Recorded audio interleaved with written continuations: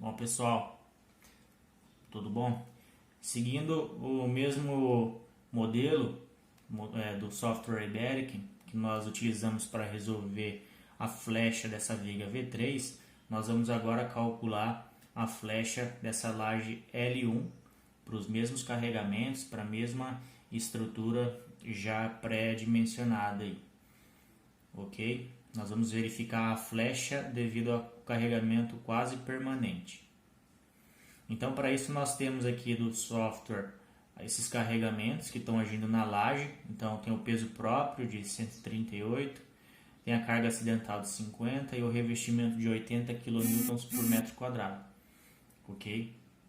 Então, é isso daí que está solicitando a nossa estrutura e essas cargas que a gente vai utilizar.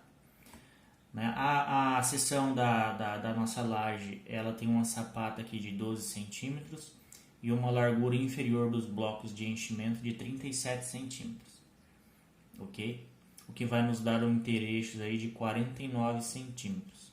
A capa de concreto aqui é 4 e a altura do bloco de enchimento 8, que vai me dar uma altura de laje de 12 centímetros, beleza? Então o software ele já fez um cálculo, né, e nos deu aqui uma flecha bem no meio da nossa laje de 0,65 centímetros. Beleza? Então aqui são mais alguns dados do programa que ele nos deu como resultado e nós vamos verificar se os cálculos manuais vão chegar nesses mesmos valores. Então aqui a nossa laje L1 ele calculou 0,28 de imediato e 0,38 de diferido. Vai me dar uma flecha total de 0,65, que foi apresentado no gráfico de deslocamento deles. Aqui só alguns dados da viga V3 que a gente pode ser que utilize aí nas nossas análises ali para frente. Aqui é só um detalhamento dos blocos de enchimento que eles estão sendo utilizados aí. Beleza? Então vamos lá, vamos começar os nossos cálculos. Então, definindo a nossa seção, né, nós temos aqui, descontando o apoio de 1,5 do bloco de enchimento sobre a sapata, dos dois lados, a gente tem um BW aqui de 9 centímetros.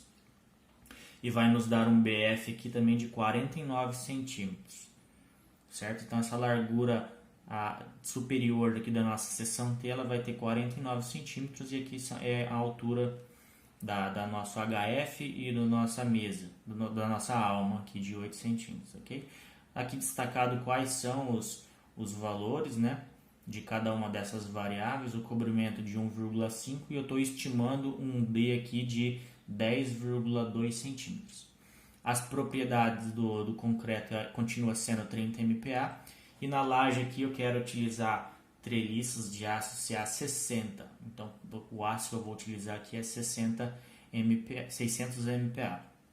O vão, né, nós tínhamos lá de 2,79 centímetros e o software está configurado para considerar como o vão da laje este vão mais o tanto que a gente configura para entrar dentro da nossa viga como apoio, certo? Então eu estou considerando aqui 5 centímetros de apoio da vigota dentro das vigas, como ela está apoiada em duas vigas opostas, então eu vou aumentar aí 0,5 centímetros, 5 centímetros de cada lado,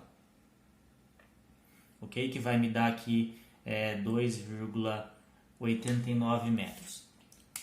Só consertando aqui, ó, é 0,05 metros. Beleza? Então aqui de cargas permanentes, nós temos lá o revestimento e o peso próprio da laje, que vai me dar 218 kgf por metro quadrado. Em kN, que é as unidades que a gente vai utilizar, tenho 2,18. De carga acidental, 50. Em kN por metro quadrado, 0,5 kN. Ok? Isso aqui é o que está agindo na laje, distribuído em toda a superfície. Quando a gente vai fazer o dimensionamento e a verificação dos estados limites de serviço, nós vamos utilizar o carregamento sobre uma vigota, ok? Então aqui, uma vigota é igual a uma nervura, uma laje treliçada é uma laje nervurada em uma direção. Então aqui de carga permanente eu pego este valor aqui e multiplico pelo meu intereixo, né, e pela minha largura de influência de 0,49. Então permanente 1,07 kN por metro. De carga acidental a mesma análise, que vai chegar em 0,245 kN por metro.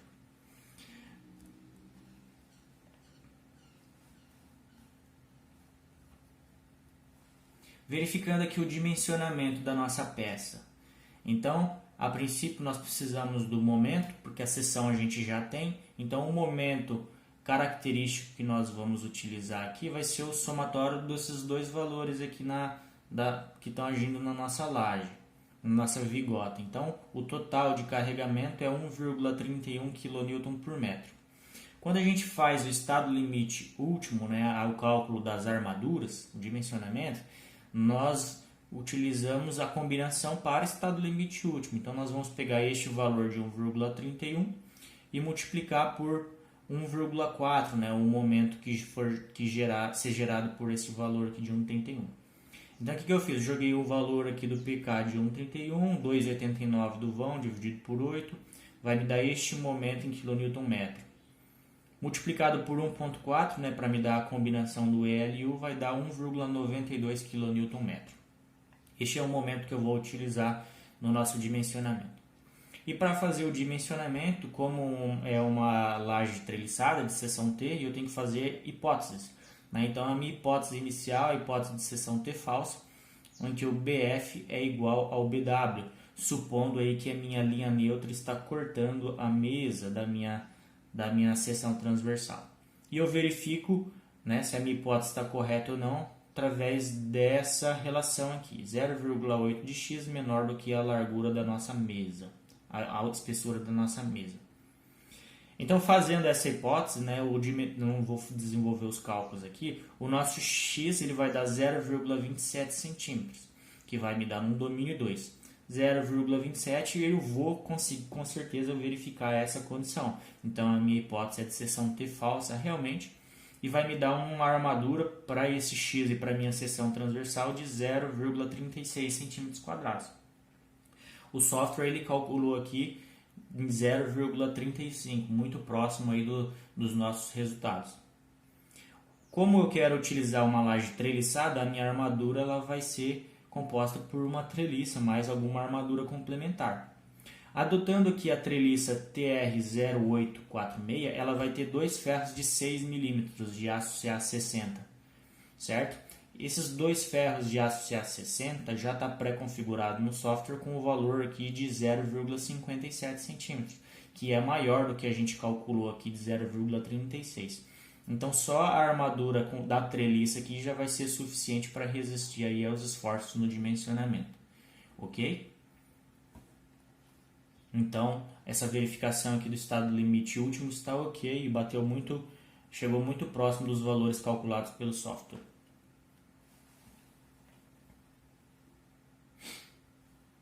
Começando aqui a nossa verificação dos estados limites de serviço, a primeira coisa que nós precisamos fazer é verificar se vai fissurar ou não a seção. E para isso, nós comparamos o momento atuante com o momento de fissuração MR. O momento de fissuração MR tem essa equação, né? E para o valor de alfa eu vou adotar 1,2 para a seção T. Esse FCT, como eu estou fazendo verificação da fissuração, né, do estado limite de formação de fissuras, a resistência à tração do concreto vai ser a inferior, que é igual a 0,7 da média, e a média é 0,3 o FCK elevado a 2/3. Então, o FCTK inferior vai ser igual a 2,028 MPa.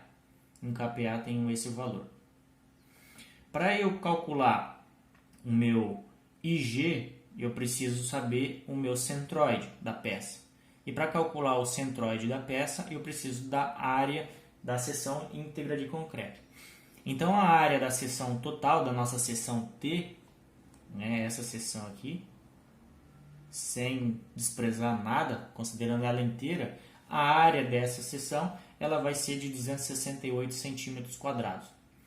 O YCG é o centroide, né, vai me dar aqui a posição a partir da face superior. Eu vou ter o meu YCG, certo? aplicando nessa equação aqui, eu tenho que o YCG é 3,61. O que eu vou jogar nessa equação é o YT. O YT, para momentos positivos, é a distância do centroide da minha seção até a face inferior, a face mais tracionada.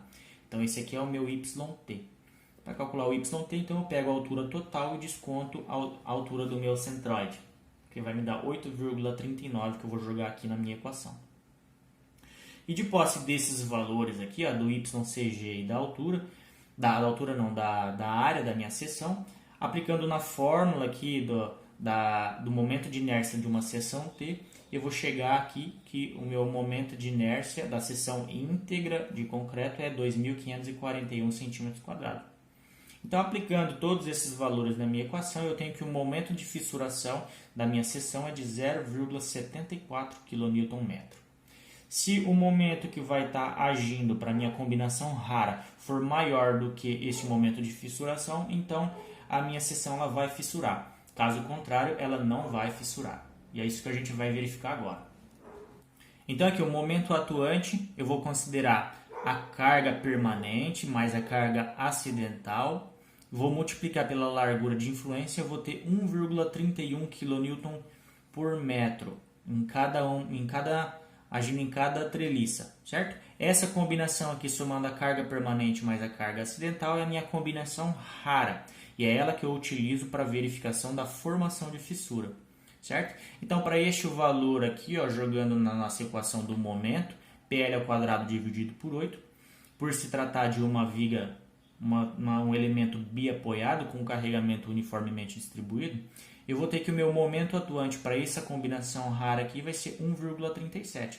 E ele é maior do que o momento de fissuração. Então, o que eu chego de conclusão é que a seção ela vai estar fissurada, certo? Fissurar não é um problema, certo? Praticamente toda a estrutura de concreto armado ela fissura. Porém, a gente tem que verificar se essa fissura ela não vai ultrapassar o limite que a norma define para garantir a durabilidade e a qualidade da nossa estrutura. Porém, essa verificação da abertura de fissuras não vem ao caso aqui agora. Então, definido que a seção ela vai fissurar, vamos passar para o cálculo da flecha, a deformação dela. E também, por se tratar de uma viga, um elemento biapoiado com carregamento uniformemente distribuído, a flecha imediata, inicial, vai ser definida por essa equação. Então, o L é 2,89, o ECS é este valor, a gente já calculou ele em um momento anterior, e o P vai variar de acordo com a combinação, de acordo com o que eu quero calcular. Neste exemplo especificamente, eu vou calcular somente a combinação quase permanente, mas eu deveria verificar também para o carregamento acidental, certo? Para lajes. Então, mas aqui nesse momento, a fim didático, eu só vou considerar a carga P para combinação quase permanente, definido um pouco mais para frente ali, ok? Então, o que eu tenho que calcular aqui? O que falta para mim? O IM. E o IM ele é definido, é o I médio, considerando lá parte da viga, da vigota como não fissurada e parte da vigota como fissurada. Então, o IM é o momento de inércia médio ao longo de todo o eixo da nossa vigota, certo? E essa equação é que vai definir, pela fórmula de Brenson. Então, esse MR aqui não é o mesmo que a gente calculou para a verificação da formação de fissuras. É um MR específico para o cálculo da flecha, certo? O que vai diferir uma equação da outra? Esse FCT. Lá, na formação de fissura, eu usei o FCTK inferior. Aqui, eu vou utilizar o FCT médio, certo? E o FCT médio é 0,3 do FCK elevado a 2/3, que vai me dar este valor aqui. Ok? O IG eu já tenho, é o mesmo já calculado anteriormente. O alfa é 1,2 e o YT também é o mesmo que eu já calculei. Certo? Então, aplicando estes valores aqui, com o FCT igual a FCTM, eu chego com um novo momento de fissuração igual a 1,05. Esse momento é simplesmente para a gente aplicar nessa equação. O momento atuante é o quase permanente, que a gente vai verificar somente a condição quase permanente. Então, para isso, eu pego a carga permanente mais 30% da minha carga acidental. vezes a minha largura de influência, que vai me dar um carregamento de 1,14 kN por metro por nervura, certo? Isso aqui é o que vai estar agindo em uma nervura, em uma vigota, porque eu já multipliquei aqui pela largura de influência. Então, este carregamento aqui, ó, eu vou jogar na equação de momento fletor, né? Por se tratar de uma laje biapoiada, com carregamento uniformemente distribuído.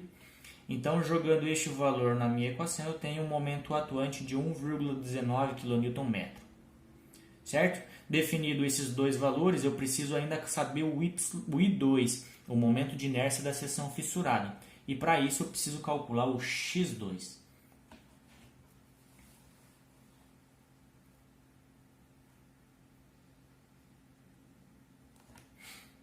Então, para calcular o X2, eu vou aplicar nessa equaçãozinha aqui. Existem livros, materiais, apostilas que vão trazer outras formulações, mas esse aqui é aplicável a todos também, certo? Então, o X2 ele tem essa equação, então eu preciso desses fatores A1, A2 e A3 definido aqui por essas equações. Como eu não sei se a minha seção ela vai estar fissurada na mesa ou na alma, eu preciso fazer hipóteses aqui também, certo? Então aqui eu não sei se a minha seção fissurada ela vai ter a minha linha neutra cortando na minha mesa ou se ela vai estar cortando na minha alma. Então para isso eu tenho que fazer algumas hipóteses. A primeira dela é a hipótese da seção T falsa e tem a mesma verificação lá do X. 0,8x tem que espaçar aqui, tem que cortar a minha mesa. 0,8 não, aqui é a posição da linha neutra, tem que estar cortando aqui dentro da minha mesa, ok? Então aqui nessa hipótese de seção T falsa, o BF é igual a BW. Então a formulação do A1 é BW dividido por 2, mas aqui eu estou considerando que o BW vale igual ao BF, de 49. Então, sempre em todas as formulações dessa hipótese aqui, eu vou considerar o BW igual a 49 também. Certo? Então eu chego que o A1 vale esse, o A2 ele acaba sendo simplificado somente por essa parcela aqui, porque eu estou considerando que o meu AS' é zero, ou seja, eu não tenho armaduras de compressão, então esse termo aqui é zerado, e como o BF é igual ao BW, com o valor de 49, esse termo aqui zera também, então o A2 ele simplifica por este termo, sendo o αE a relação entre o módulo de elasticidade do aço e o módulo de elasticidade secante do concreto. Eu chego no valor de 7,82. O AS aqui ó, é o meu AS efetivo. Eu tinha calculado lá 0,36 cm², mas como eu adotei uma treliça específica com dois ferros de 6 mm embaixo, ela vai me dar uma área total de 0,57 cm². Então, é este AS efetivo que eu vou jogar aqui. Então, vai me dar um A2 de 4,46. O A3, esse termo aqui vai zerar também, porque eu não tenho o AS'. Esse termo aqui vai zerar também, porque o BF é igual a BW. Então, eu fico simplificado por este termo do meio aqui, ó, certo? O D é 10,2, que foi estimado e calculado, certo? O αE 7,72 e o AS igual a 0,57, que eu vou chegar neste valor aqui. Substituindo estes valores de A1, A2 e A3 na equação do X2, eu tenho que a minha posição da linha neutra é 1,27 centímetros e ela cortou a minha mesa realmente. Então a hipótese está ok. O momento de inércia da seção T falsa, ela é dada por essa equação. Para a seção T verdadeira, no caso, eu tenho uma outra formulação um pouquinho diferente. Isso vocês podem ver no livro de apoio, no material de apoio que foi fornecido para vocês. Qual seria a equação para a hipótese da seção T verdadeira, certo? Mas como o nosso deu seção T falsa, eu vou continuar com essa equação aqui e vou chegar num valor de 389,1 cm². Então agora eu já tenho todos os valores para eu conseguir definir qual que é o momento de inércia médio, certo? Já tenho o MR, já tenho o MA, já tenho o meu momento de inércia da seção bruta e já tenho o meu momento de inércia da seção fissurada.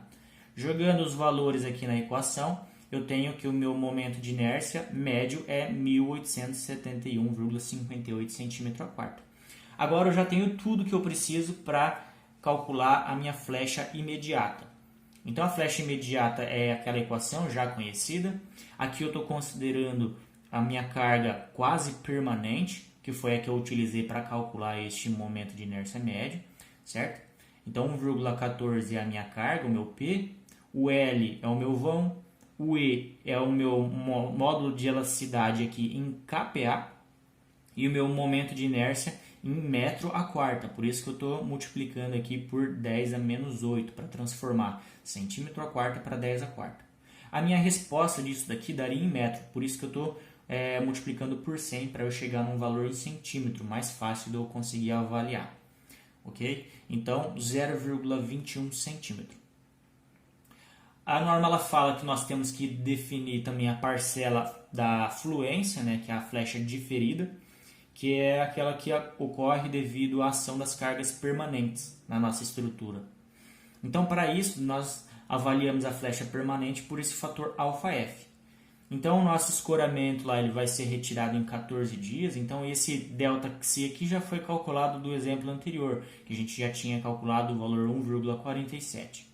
Este termo aqui também é zerado, porque eu não tenho a armadura de compressão. Então, o meu αf ele fica definido assim como a gente tinha calculado para a viga, com o valor de 1,47.